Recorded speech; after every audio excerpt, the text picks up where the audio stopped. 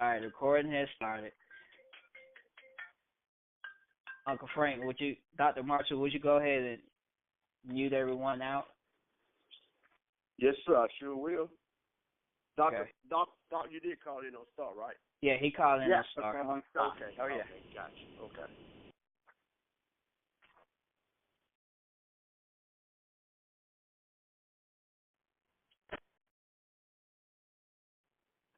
Okay, all right. It's all yours. All right. You hear me well, Dr. Harris? Oh, Okay, yeah. okay. All right. Let me go and get this quick introduction. I'm going to let you use because of your time schedule, okay? Yes, sir. Thank you so much, Dr. Harris, for attending the Force of One broadcast on tonight, hosted by myself, Frederick Jones, and also with the visionary, Dr. Frank Marshall. And we just appreciate your knowledge and wisdom that you're going to share on tonight with a group of younger men and also wise men that are on the call on tonight. And we just want to just thank you so much, and we just want to go ahead and just let you introduce yourself, introduce your own bio, and go right into your message. So thank you so All much. right. Go ahead right here. Very good. No challenge. Thank you so much, my good friend. And I'm honored to be on the call because Frank is a good friend of mine. Frank and I go back, many years, and when we had a chance to meet the last time, it was just some super good stuff. So I'm just thankful for being on the call. As a profession, I'm a retired attorney.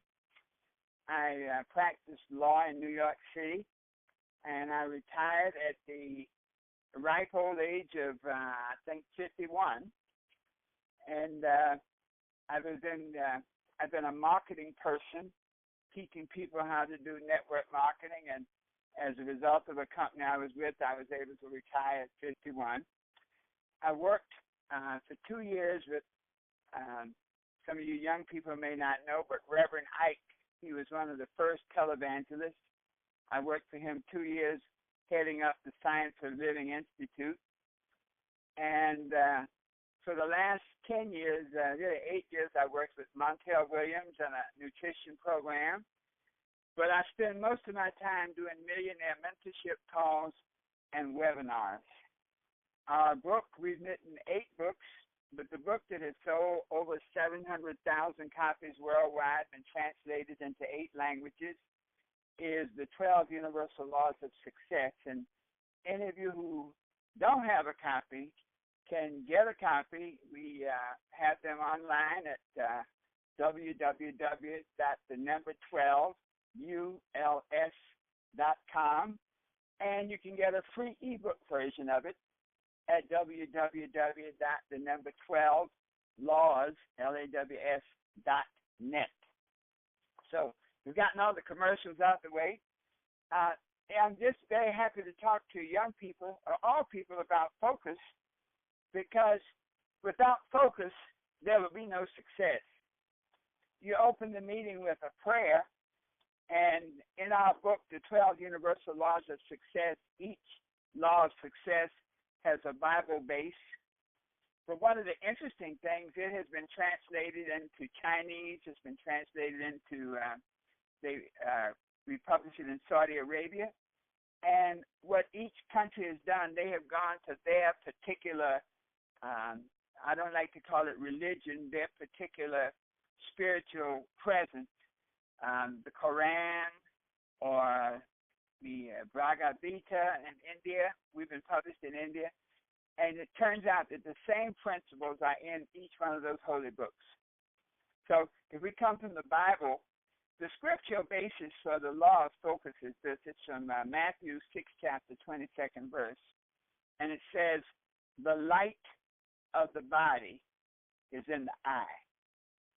If thine eye be single, thy whole body shall be full of light." And what that is saying is, metaphysically, understanding and wisdom are identified with light. You know, we often talk about the light. And so where there is light, there's wisdom, there's knowledge, there's understanding. And that scripture says, the law of focus, that you have to have a single eye. You have to be totally focused on whatever you desire, on whatever your goals are, whatever the things you desire to achieve. And so if you, whatever you focus on will happen. We often say whatever you focus on grows, because when you give something your focus, you're giving it a certain amount of energy. To be focused means to exert such self-control that no one and nothing can deter you or distract you from your goals and from your vision. When we stand in the sun in the day, the same sunlight that warms us, if you focus it through a magnifying glass, can create fire, can burn the grass, can burn the wood, can burn you. And so focus is the ability to take our spiritual energy and put it in one direction. So when we think about this power of focus, you will not have success without being focused. You will not have success without having goals, and you will not have success without being able to focus your energies, your thoughts, your efforts, your money on the goals that you're attempting to achieve. And so when we look at the power of focus, wherever you place your focus, your thoughts, your emotions, even events and activities will follow. I'm sure that many of you have seen situations where you wanted something to happen so badly that when it happened, you were almost surprised. And that is because when you focus on something with strong intensity, incredible things can happen. You know, when a race car driver is taught to drive, they are taught that if they ever go into a spin, to always look toward the center of the track. Wherever you put your attention, whatever you look at, that's where your life goes. So if you look at the wall, you're going to hit the wall. You ever wonder sometimes how you have one car collision? The car runs off the road. There's one tree in the field, and the car manages to hit that one tree. And I was a young man. We were coming back from Fayetteville, North Carolina. The driver dozed off, and when he woke up, we had run off the road, and he looked up at that one tree, and boy, we hit it. And so there's an equation that says what you recognize. In other words, whatever thoughts you put into your mind. And the first law of success is a man shall have whatsoever he thinks in his heart. So there's two parts to a thought. You may want something, but if you don't feel worthy of it, it won't happen. And so what you recognize, what you focus on, you energize, you give it your spiritual energy, you give it that desire. What you energize in your feelings, you realize in your life experience. And one of the great examples, there are two aspects of focus. There's what you call time, and then there's what you call faith. When you're a young man and you meet a young lady, and boy, that's all you can think about. You are so focused on her, so you're giving your time and you're giving your faith, that energy. Actually, it's time and energy. And so when you meet somebody, all you can think about is that person. All day you're calling them, you're texting them. And so you're giving them your energy, and it's over a period of time. If we could take that same power and focus in on our goals, we'll be outrageously successful. Some people live their lives where they focus on the problem rather than the results. There are people that have, I don't even like to use the term broke. You know, broke has a bad connotation. I think I like to use the term when you having a cash flow problem. Okay? So when you're having a cash flow problem, if you focus on the cash flow problem, you'll stay cash flow deprived. You'll stay broke. And so the power of focus is that you focus on that you desire. You focus on your goals. You focus on your vision. And when you do that, the strength of that focus over time makes it happen. So if it's that, doesn't that sound easy? Doesn't it sound simple? Well, it is. It's just that so often we focus on the wrong thing. We'll focus on the problem. We may be confronted with the problem of lack of money, cash flow problem, and we focus on the lack of money. We focus on what we don't have, how much everything costs, how you can't afford it, how you got to make do. But if you focus on the solution, change your perspective, and the solution is, how do I attract more money? How do I attract prosperity in many ways? How can I bring more money into my hands? If that's the question, look at how you change the frame of reference. Recently, I needed some money. I was getting ready. I've been involved in something to buy a radio station. It's been dragging out, and my intention was not so much to own the radio station, but I knew that station had an application to go from AM to FM. And so if I could buy it for a couple $100,000, once it became an FM, I'm sure we could sell it for $500,000 up. But the darn thing kept dragging with the FCC and to get the approvals and whatnot. And it slowed us down, and we had so much money tied up in the deal that you could say, man, this is tough, man. We got all our cash is laid out there. But I focused on attracting more money. I said, well, we got this deal coming, and we're going to have a lot of other deals surrounding this. So once we get that AM designation, we may be able to plug in with iHeartRadio and some of these other and make tons of money. So by focusing on that, when you know it, within 24 hours, somebody called from Louisiana. He has a syndicated program. He said, listen, I hear you guys are getting an FM designation, and what I'd like to do, I'd like to come on your program. I already have an audience. I'd like to have my program on your show every day for 5 days a week, and I'll sell the ads on it based on me, and I'll split the revenue with you.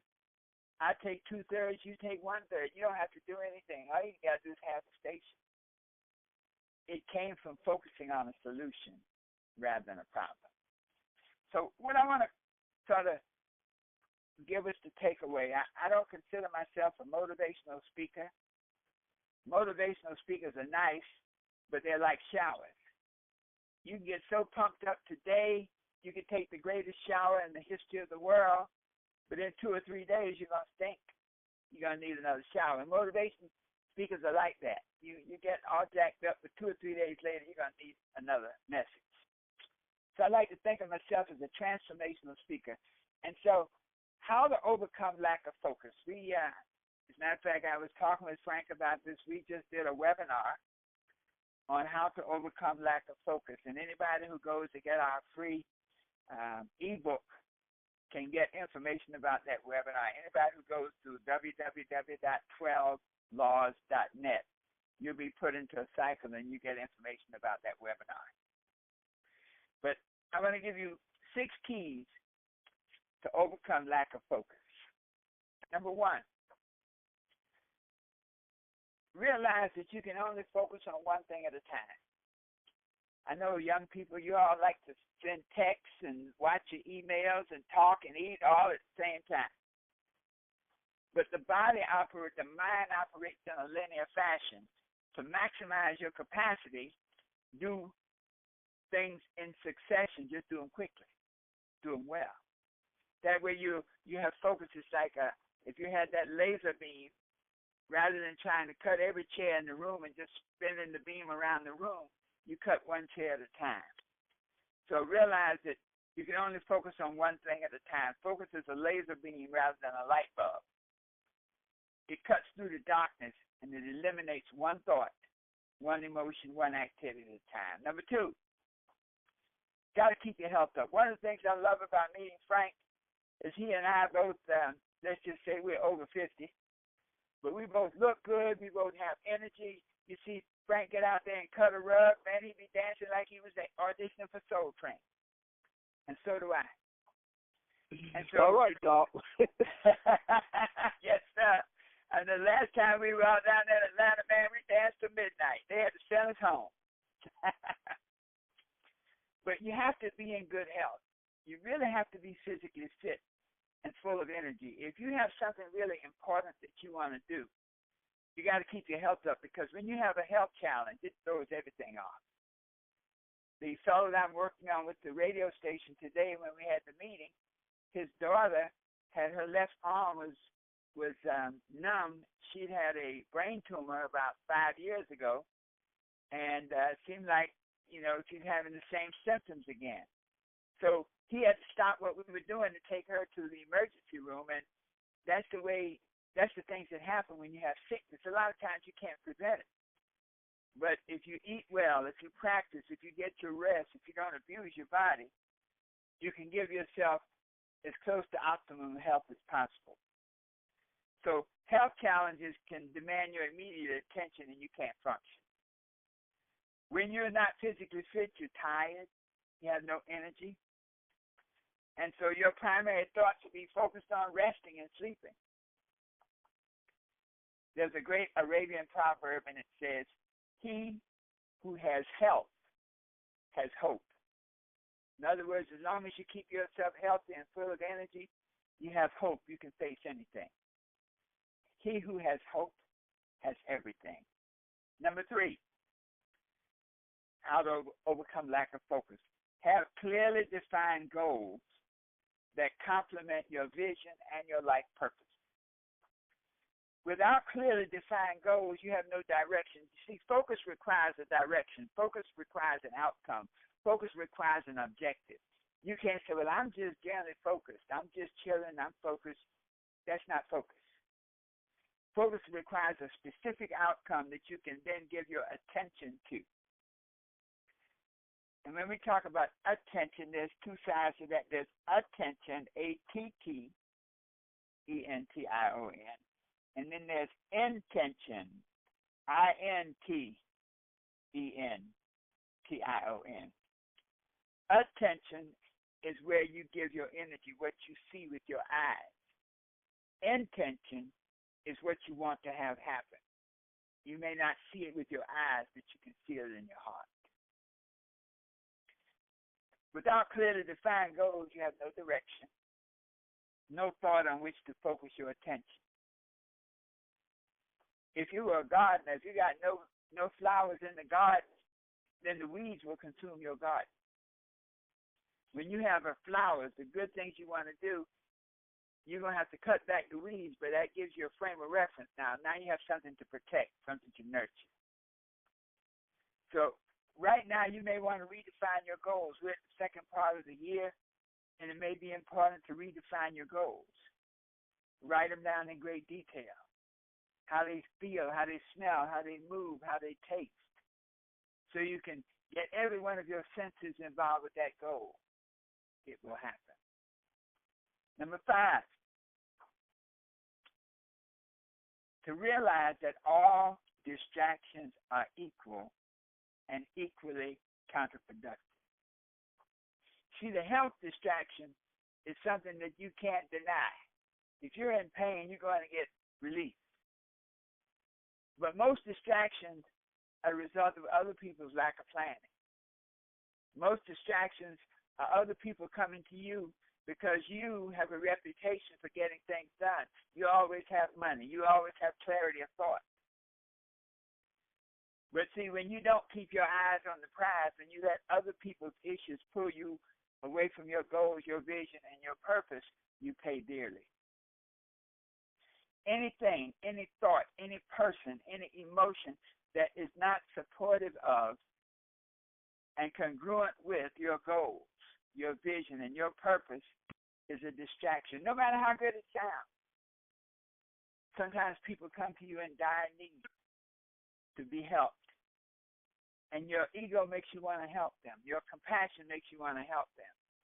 But when they come to you with the same need about 4 or 5 times, are you really helping them?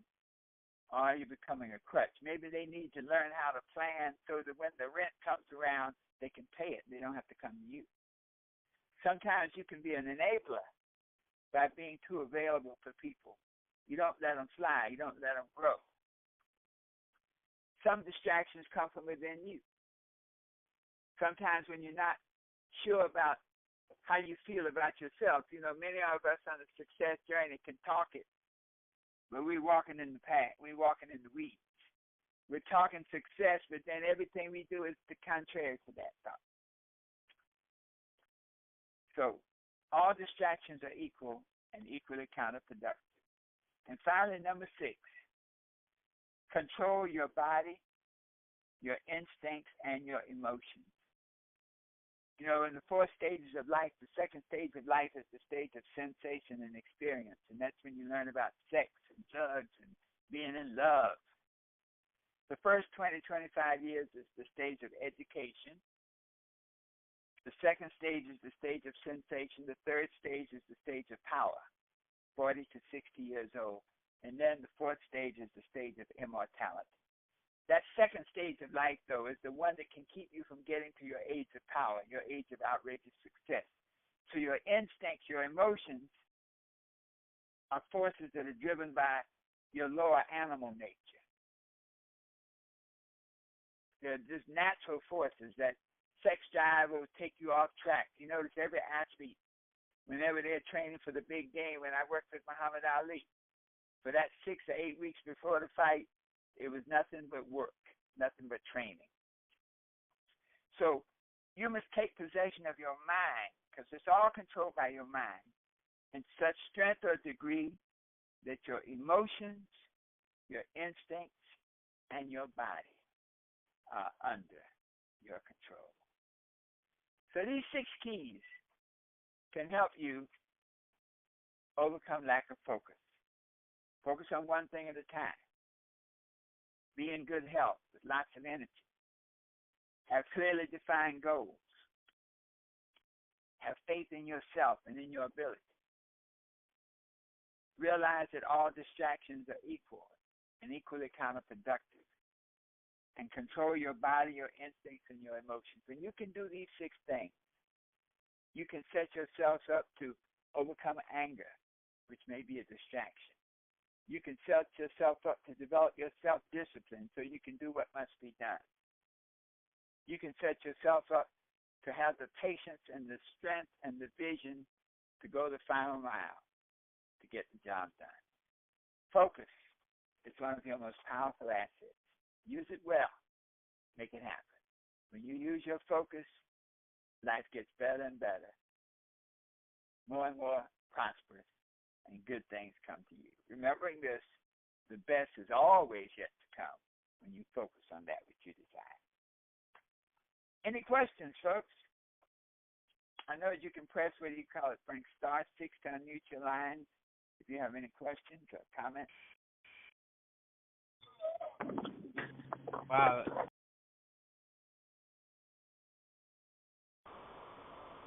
Wow, Dr. Harris, that was phenomenal. I mean, you provided a lot of wisdom nuggets.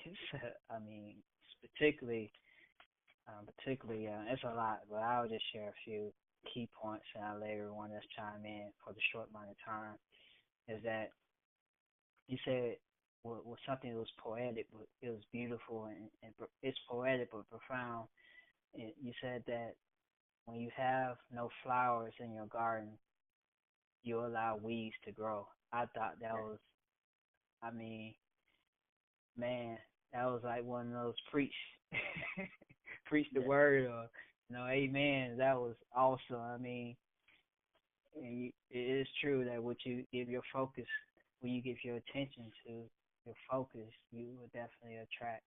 So, man, that was a lot. Anyone has any questions real quickly before Dr. Harris has to transition to his next appointment? please press star 6 now. Answer Yes, your hello? question quickly. Go ahead, Sharon. Oh, yes. Dr. Roberts, first of all, I want to say thank you.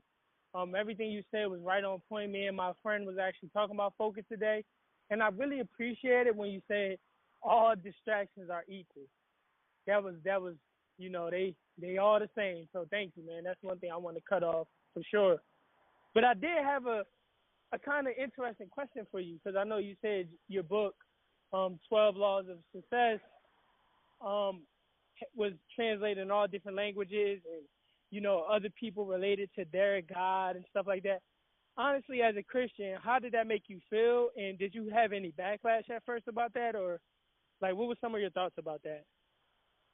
Well, I'm a believer that religions can sometimes separate. There's truth. When you read the words of Jesus, you read the words of Confucius, Muhammad, you'll find a string of truth. For example, in the Bible it says, a man shall have whatsoever he thinks in his heart. Well, Buddha said, you become what you think about. The Quran says, in translation, your thoughts lead your life. And so I think that sometimes religions can get people separated. I like to focus on the truth, the commonality of it, the truth of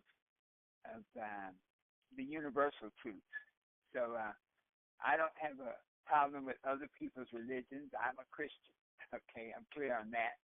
And I respect other people's desire to be whatever they want to be. But I have found that when you study them all, and it's important. I've studied, as a matter of fact, I went to Israel. I spent over part of 2 years studying in Israel, walking on the shores of the Holy Land, the walls of Jerusalem. I've sat in the Sea of Galilee. I've been to Capernaum. I was at the Sermon on the Mount. I was in the Garden of Gethsemane. And so it gave me, from a Christian point of view, a very profound understanding, because it was like this was not just something that somebody wrote. It's a living word, a living message. And that's why everybody's fighting over that Holy Land. It's not about the art and the land. It's about the spiritual power that's in that land that manifested really the birth of Christianity.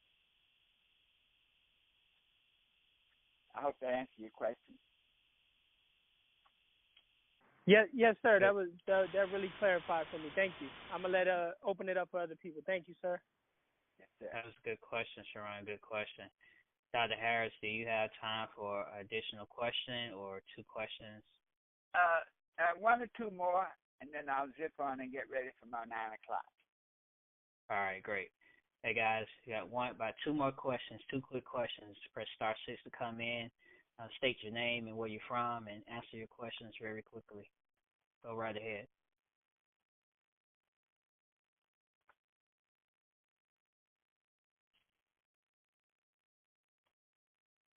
Well, I ask a quick question right quick.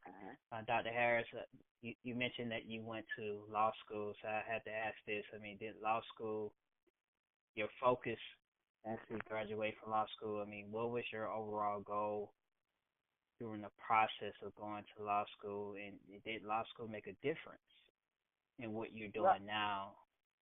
Well, I'm going to tell you, I'm the last person, and definitely the last brother, to become a lawyer without going to law school. I skipped law school. I taught myself law. Most states have what they call a clerkship law. They've gotten rid of a lot of them now because law schools are such big business. But I spent 4 years working in a law office and studying, and then what they call, I read for the bar.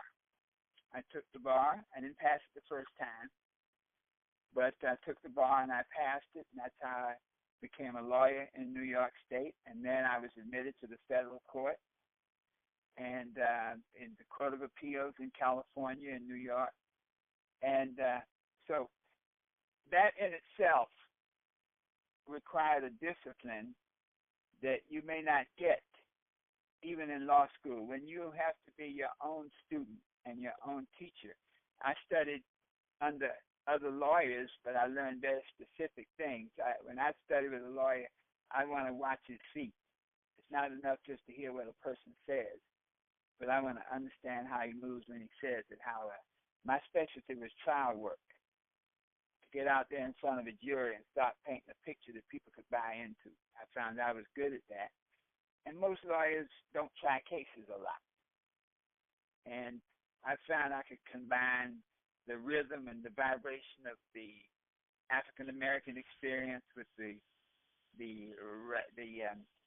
rational understanding of the Caucasian experience, along with a spiritual aspect from my own personal spiritual growth. So law was a spiritual experience for me because it gave me the opportunity to touch people in a way that they needed to be touched so that we could come to a common understanding. My principle as a lawyer was when two or more gather on one accord, I am among them. And so whenever I tried a case, I looked at it as not I'm trying to convince you, but I'm trying to create in you a common understanding so that you will take my point of view and give me my judgment or let my guy go or whatever. And so putting those two together, the spiritual side of it and the technical side, was very, very helpful. Wow. That's an amazing journey. That's a disciplined process that you've been through. Yeah. Well, folks, I hear my other line is ringing. I know they're thinking I'm going to run off into the outer planet. They're going to have to wait a minute. But was that one last question, very important, burning question? Hello? Anyone? Hello? Yes. Yes, State your name and where you from. This is Donald Davis from Atlanta, Georgia. Yes. All right. Ask your question. Go ahead. Hey, Dr. Harris, I just want to commend you on all the achievements that you've done, to commend you for even taking that step to reach the level that you have positioned yourself into. Also, thank you for mentioning about Reverend Ike. I've just really started putting myself into listening to a lot of the information that he's given and the affirmations and the 6 steps that you've listed here just really confirms to me a lot for my studies. I also listen to Neville Goddard. I do want to really thank you for sharing those things and just basically letting me know that I am on the right track and just to really keep going and to really put these things into practice. So I just want to thank you for that. Wow, thank you. Well, you just mentioned the word. By the way, Frank, I'm going to be in Atlanta the weekend of the 26th. There's a program going, and the funny thing you mentioned, Neville Goddard. There is a community in Atlanta, a number of people from Barbados. Oh, really? And Neville Goddard was from Barbados. Yes, he was. And they had not, when they found that, they discovered Goddard and started reading his works. It's like, whoa. So I will coordinate with you, Frank, and get you the information about where I'll be. I think I'm going to be in Atlanta. I'm going to probably come down on Thursday. I'm going to be there Friday, Saturday. There's a series of workshops and things, and I'll probably leave and come back on Sunday. So I'll plug into that. I'll forward the information to you, and I don't know the details of it, but it's going to be a powerful event. So I'd love to meet some of you. I would love to be there. That would be at the very top of my list, to be there to experience another group of people that feel and understand the way that I feel and that I think now. So yes. I would love to have that information, just to connect and just to really feel that one-on-one, because I've kind of been studying this this philosophy about the earth, about our connection with God and our thoughts and everything, and it's I feel really great about in the direction, and even used it and have manifested things from some of the things that I've really put into practice. So I feel like I'm being guided that I should definitely be there. Beautiful. But I definitely want to thank you so much for sharing that. That's so powerful to me. It's over the top. Well, all of you, like I said, to get a free copy of the 12 Universal Laws, the ebook version, if you just go www.12laws, LAWS.net, and put in your email address, and it downloads one to you, and then I can check the email and send information to you, detailed information about the itinerary on Saturday, and I'll get it definitely to Frank so he can disseminate it. Okay. Dr. Harris. Yes. I was just wondering if I had time to recite a quick poem called Focus. Yes, go right ahead. Focus is a concentrated effort on a particular thing or responsibility. Recently, I went to my 6-year-old's basketball game, and throughout the game, my wife and I found ourselves constantly yelling, "Focus, son, focus," as he looked at the 6-year-old cheerleaders, even moving to the beats of their chant while the game's still playing, not worrying about stats. Then he found himself moving and grooving to the sound of the music in the background, dancing and prancing. No, I literally mean dancing. Half court with the clock still ticking. He was popping and he was kicking like Michael Jackson in live concert. Being a 6-year-old, no one was booing, only my wife and I yelling, "Son, what are you doing?" Occasionally he'd hear our voice and refocus. Then moments later, just a few moments later, there was our son again, making faces at his opponent, not caring if he win. I mean, it was awful, y'all, watching the team tackle the ball, almost like another sport, like a football game on a basketball court. Asking myself as a parent, am I failing? My wife and I still yelling, "Focus, son, focus." As I left that Little League game, my Heavenly Father said the same. He said, "Focus, my child, focus. Focus on what I sent you to do. Concentrate and see it through. Make it plain and write the vision. Be about your Father's business." Like a ton of bricks, it hit me.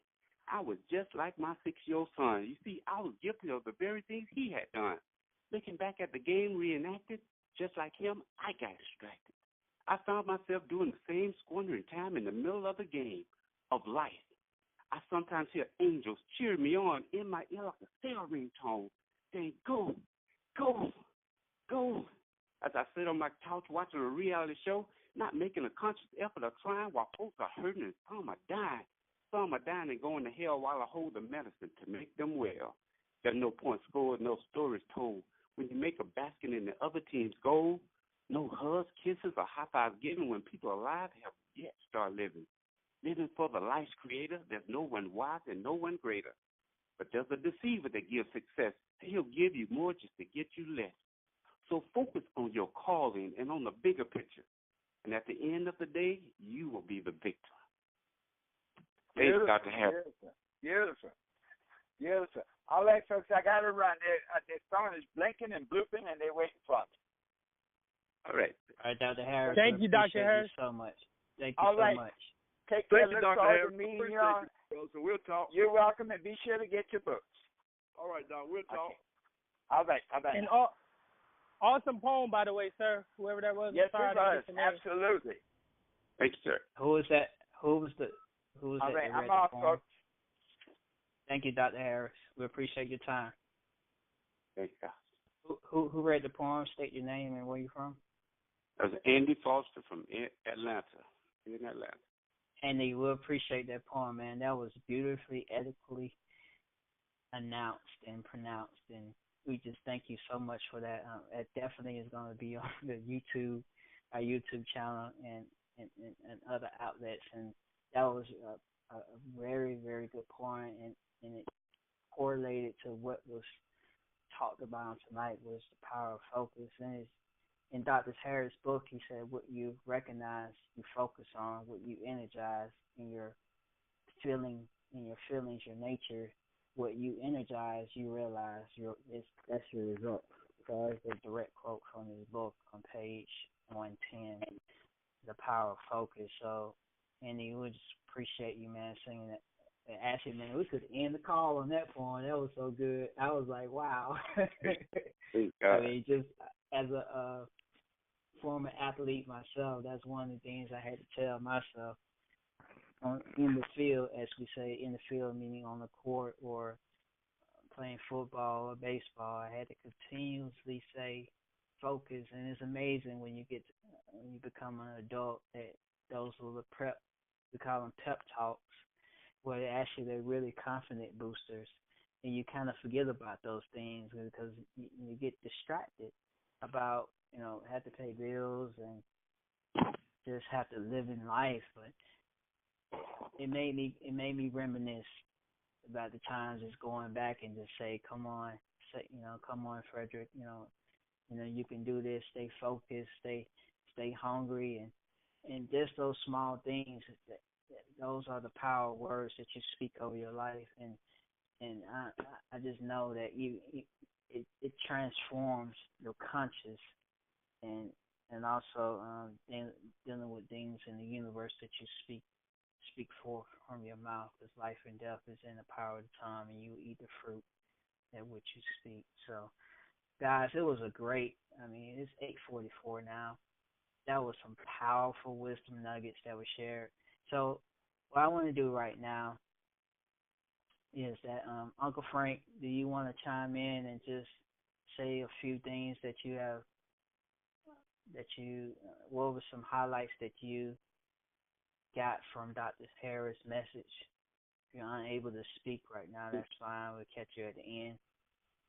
Yeah, I'm really not, because I was in and out, and so I really wasn't focused and what have you. Okay. So I'm going to have to go back and listen to the replay and what have you. So he was talking about focus, and I wasn't focused. So I'm definitely be going back, listening to the replay, and what little that I did here seemed like it was very interesting and what have you. So I really appreciate you for taking care of this tonight too, man. I really appreciate that wholeheartedly. And also, I got an address right there at the end, man. I want to give an address because of this church. They're going to be giving out some food and stuff for people that are in need. Anybody that in need of food or what have you, they're going to be giving out. So I'm going to give you the address right there at the tail end. Okay, great. You can give it till the end, test it to me, or you can speak it till the end. We'll bring you in. All right, guys. What we're going to do, we want to hear some highlights that you got. He said a lot until I didn't get a chance to write everything now, so I have to go back and listen to the replay about 2-3 times myself. And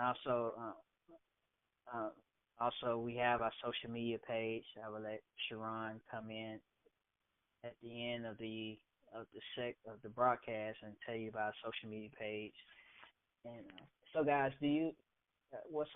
Give me about 2 highlights. It's 8:46 now. Give me about 2 highlights of the power of focus with Dr. Harris sharing on tonight. State your name and where you're from, and share some thoughts with us. Go right ahead.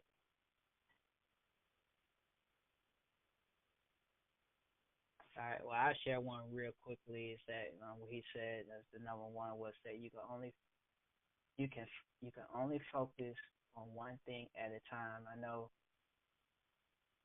it's one of the, I would say, the myths that has been culturally conditioned is that you have to multitask. Even in corporations, they say they multitask, but in reality, that is such a myth, and you should focus on one thing. I like what he said as he wrapped it up. Dr. Harris says, like, your focus is a laser beam instead of a light bulb. I thought that was amazing when he said that, because when your focus is like a laser beam, think of a sword, a laser, it cuts.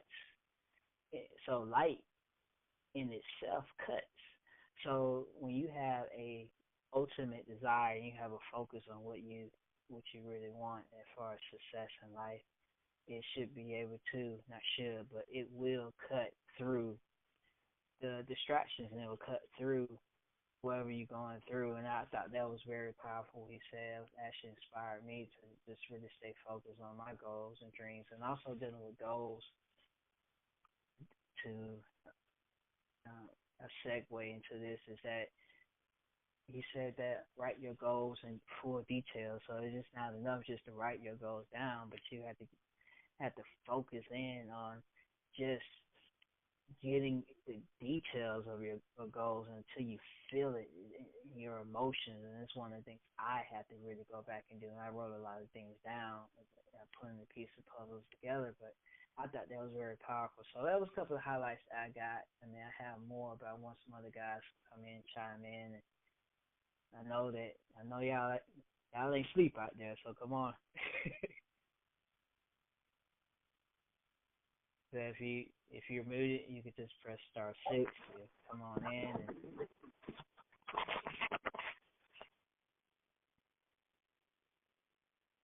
all at one time. So let me open the lines up, Fred, and see that, Fred.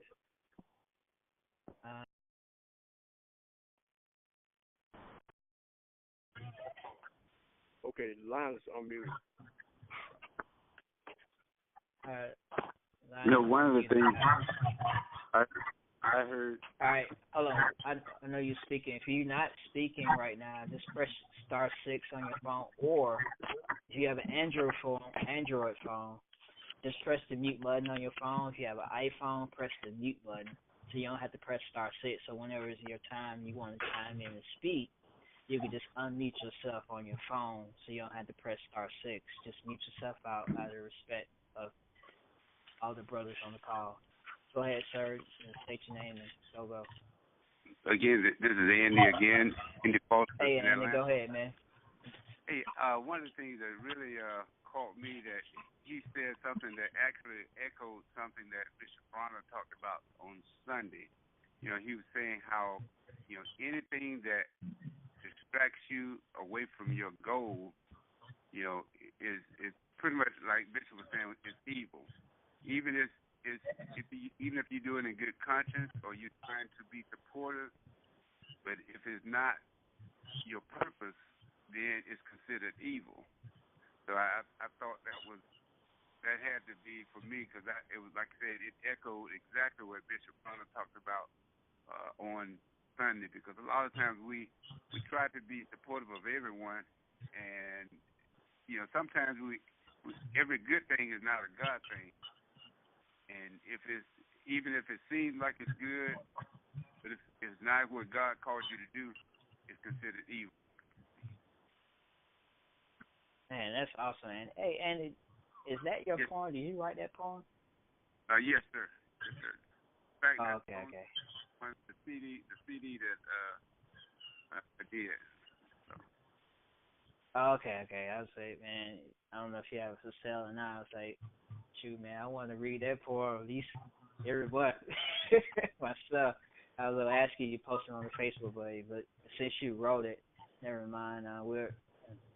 You could share it if you want to share it. You can share it in another avenue. You don't have to put it on there. But that was a beautiful poem, man. That's something that's an intergenerational poem, I would say. Thank you, Andy. Is anybody else want to chime in? Any other highlights?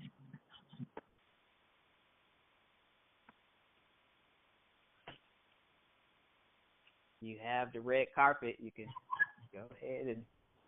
I know some power of focus, man. I know you said a lot. I mean, how is the power of focus, or the message that Dr. Harris spoke on tonight, how did it impact your life? What are some key nuggets that you got, wisdom nuggets that you got in the message? What did you get out of the poem that Annie had wrote?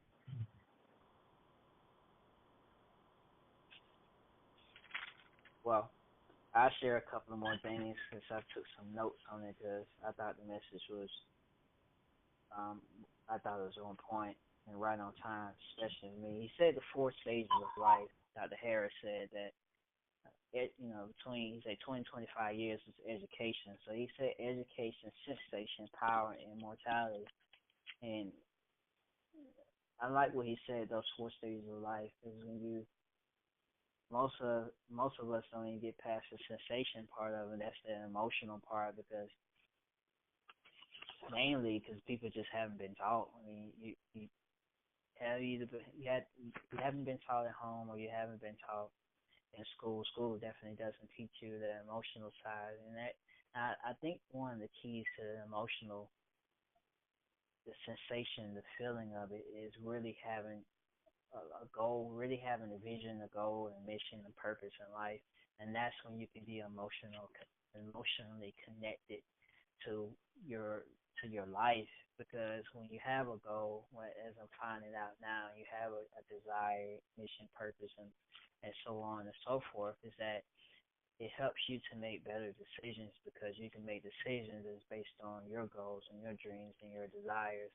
When you don't absent of that, when you don't have that, when those things are void, then you tend to make decisions based on survival instead of making decisions based on order and direction. The immortality part of it is basically just having the legacy, the power of having a legacy. And he said power and immortality. I thought that was cool. I thought that was awesome because power is, he said in the ages of 60, 50 to 60 when power is just the ability to have influence and you begin to share your wisdom and knowledge of the things that you experienced in life and be able to pass on that immortality, the legacies, like what are you leaving? What are you leaving behind? Your name, your character, and so on and so forth. So, and he ended with a lot of things. But he said, take possession of your mind, put it under control, and that is one of the principles. Not only Napoleon Hill said, but also you can find it biblically in the Holy Bible when he said, in the book of Romans, it said, be renewed of your spirit, of your mind. What does that actually mean? Taking control of your thoughts and intentions and your actions based on your mind. So your mind can have its thoughts of its own when it's not controlled. So I can keep going on and on, fellas. It's time now. It's 8:55. Anyone else has anything? Oh, you know what? Uncle Frank, hey. Dr. Frank, Dr. Marshall. Did someone say something? Go ahead. Yeah, hey there. Hey there, go ahead. Go ahead. Yeah, this is Donald Davis again from Atlanta. Yeah, I just want to go ahead, man. Hey man, just want to say, touch again on even him mentioning Reverend Ike, and I had heard of him for long years and never really understood the whole big thing behind him until I started really listening to what he was saying. And he studied under Neville Goddard, which is the name I mentioned also, and they really teach a lot about the mind, that the connection that we have with things that happen in our lives, and for me, I'm in a different space now because actually talking to somebody who actually had contact with the person that I study from now, and Reverend Ike has been there for years now, but I get quite a bit of videos from YouTube and also Neville Goddard's his information. So for me, hearing that just confirms to me that everything that I am learning right now is something that I definitely have to put into work, and not only just to study it, but to really put my effort into really practicing these things so I can be able to help and share these things with other people. So, like I said, for me, that I'm very, very grateful to have received that information. So that just lets me know that I should continue on the path that I'm on. And thank you guys, and thank you, Dr. Frank. And like every time I do appreciate you guys for having these calls and sharing this information and really getting the word out and changing the mindsets of all these guys that comes on these calls. So I'm very, very grateful for what you guys are doing, and keep up the great work. Thank you, Donna, man. We appreciate your words, your encouraging words of inspiration, man. We thank you for sharing your thoughts and feelings about not only the Force of One call, but how the information is actually transforming, changing, and impacting your life. I want to leave y'all with two philosophical thoughts that I thought of just in the course of this message. This one is the thought is what is the ear? What is the ear? We're talking about the mind, we're talking about focus. So you can't. Where do your thoughts come from? It has to come from somewhere. Now, so what is your ear? And the Bible says, "Hear, O Israel." So, what is the ear? How do we hear our thoughts? How do we talk to ourselves? How we talk to God? How we talk to the universe? And segue to the universe. Another philosophical thought is that, does the universe have a conscience? So, in the power of focus, does the universe have a conscience? The universe that we see and the universe that's within us, does it have a conscience? If so, how can we discover it? So, Dr. Marshall, there's two thoughts I just thought of, guys, so you can think about that. Dr. Marshall, you wanted to give the address to a particular location, so we want to get that address out, and we'll have some closing remarks. The time now is 8:59 p.m., so I want to go ahead and end on time. Dr. Marshall, are you available? Yes, sir. All right, go ahead and say your location, and Sharon, after Dr. Marshall says the location to whatever announcements that he had to make following that, come on and let us know about the social media, and then we'll end with that, okay? Go ahead, Dr. Marshall. All right, I appreciate you, Brother Frazier, man. You always do an outstanding job. Spot on. I really appreciate it. I appreciate everything that's done today. I definitely got to go back and listen to the replay, man, because I know I missed out on some valuable stuff. And so it sounded like that was an awesome poem that ended, bro, man. Ended extra right. So we got to make sure we got to start supporting him so we get that out there even more, man. So that was powerful. I appreciate that, man. And so, Andrea, let me ask Andrea if she's on the line, because she said she won't call in, now she wants to listen in. Andrea, you on the line? Andrea, you on the line? Okay, I guess not. Okay, she sent me this information today. Is Shalom Seventh-day Adventist Church. They're gonna be having a community pantry drive this Friday, August the 18th, and they're going to be in Smyrna. The church address is 810 Church Street, Smyrna, Georgia. That's 810 Church Street, Smyrna, Georgia. And it starts. They start distributed at 12 o'clock. At 12 o'clock. That's 810 Church Street, Smyrna, this Friday. All right, brother. Thank you, your hand. All right, you said that was a Seventh-day Adventist church or a Methodist? Yes, sir. Yes, Seventh-day Adventist. All right, what Dr. Marshall says, a Seventh-day Adventist church, Seventh-day Adventist church. The address is 810 Church Street, Smyrna, Georgia. You just put that in your GPS, it'll come up. That's 810 Church Street, Smyrna, Georgia. So that's in Cobb County, Seventh-day Adventist Church. That's on August the 18th. Do you have a time, Dr. Marshall, on that? 12. They start distributing at 12 p.m.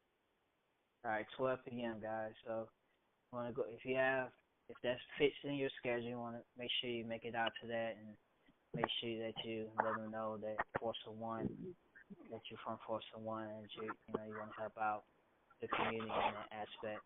Lastly, Sharon, are you ready to do the social media for us? And also, if they know of anybody that is in need of some food or paintings or whatnot, tell them about it. Send them. Okay, if you know anybody that needs in need of food, or if you want to, make a donation of food too as well, on both sides, please invite that person out, invite that group of people, invite their family out to the Seventh-day Adventist on 810 Church Street, Smyrna, Georgia, August 18th at 12 p.m. Sharon, are you ready? Yes, sir. Yes, sir. Right, first of all, I want to thank everybody for being on the call.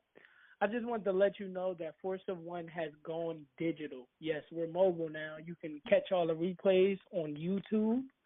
If you type in on YouTube Force of and the number 1 Men, the video that comes up always is the one with Phil R. Teller. For some reason, when we type in Force of One Men, it keeps coming Air Force Ones.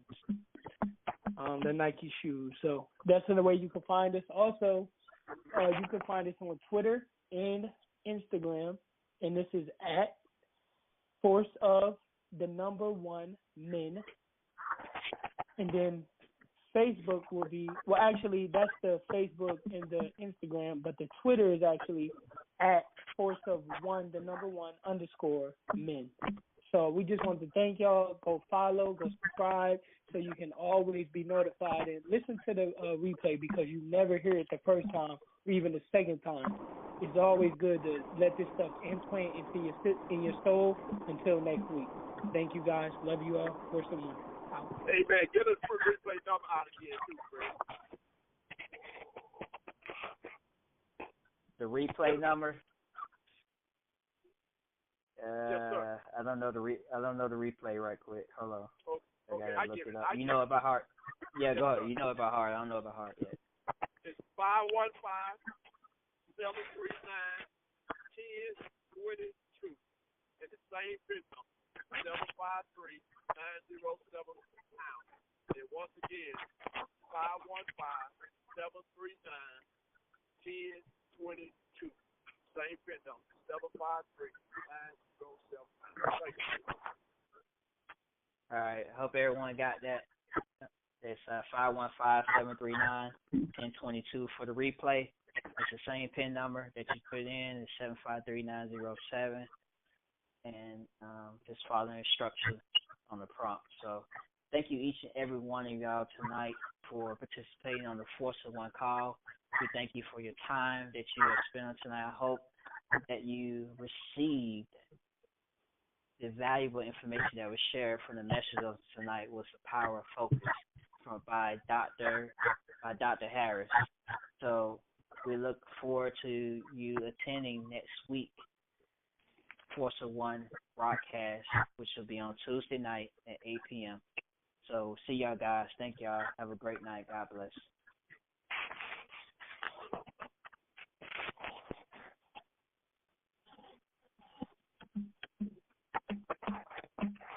You close the prayer. Closing prayer. All right, I forgot. Father, I apologize. I'll close in prayer and then we'll end the call. Father God, just thank you so much for everyone that attended on the call on tonight. And just thank you for the message that was presented on tonight, which is focus. You always remind us that you always remind us that as a man thinks in his heart, so is he. So I thank you. We thank you, Lord God, that you have given us the spirit of focus. And that is that when we focus on your purpose, you reveal the purpose that you have planted in our heart to mankind. So we thank you for all the connectivity, the unity of the Force of 1. All the brothers are coming together, and we just want to be an influence, and we want it to be a mark in the world. So we thank you, each and every. Protect them from call, protect their families, protect their livelihood. Thank you for being with them. In Jesus' name, amen. So thank you, each and one of y'all. Thank you for reminding me on the prayer. And y'all have a great night. See y'all next week. Thank you.